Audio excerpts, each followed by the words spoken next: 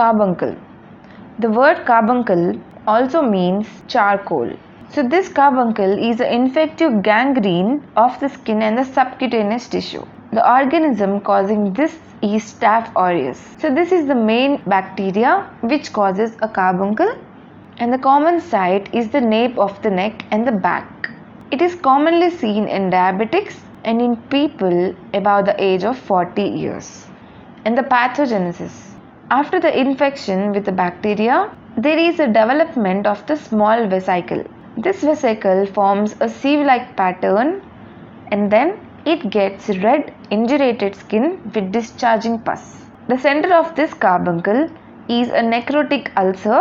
As you can see it in this diagram, it is ash grey slaw, and the peripheral is vesicular or pus-filled.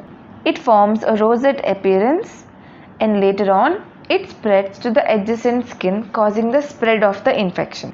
So this is the pathogenesis of the carbuncle.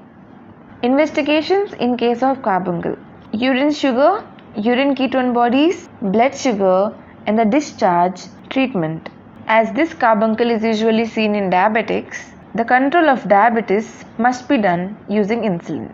Antibiotics must be given depending upon the culture sensitivity, like penicillins and cephalosporins.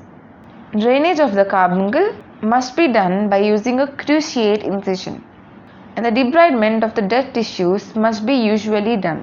Skin grafting can also be used under the treatment. If you like this video, do subscribe to my channel.